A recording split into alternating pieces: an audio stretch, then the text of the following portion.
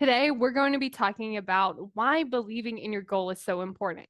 Now, I want you to think about trying to go after a goal that you believe you cannot achieve at all.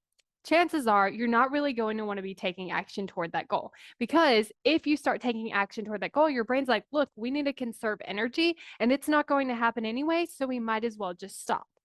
And so when you don't have that belief in your goal, what ends up happening is it's so much harder to stay committed. It's so much harder to show up for it. It's so much harder to get your brain on board because it's like there's literally no point.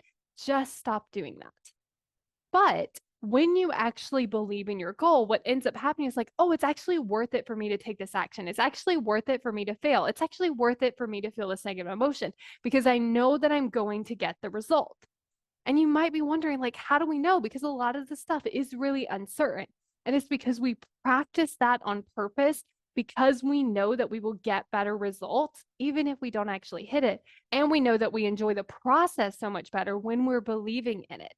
And we're willing to be wrong. Because when you think about believing in your goal, that does open you up to some negative emotion. Like if you don't hit it, you could actually feel really disappointed. If you don't hit it, you could actually feel embarrassed. Like you're opening yourself up to these negative emotions. But what we know is that it's worth it because if we don't believe in our goal, we don't try, which guarantees it's not going to happen.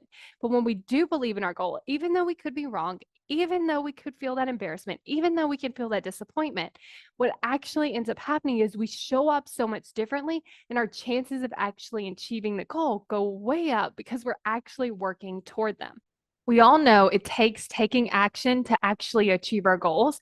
But what some of us don't know is how to actually get ourselves to do that, especially when our brain is trying to avoid something, when it doesn't want to do it, when we just keep starting and stopping and we don't understand why. You're going to want to get access to this video.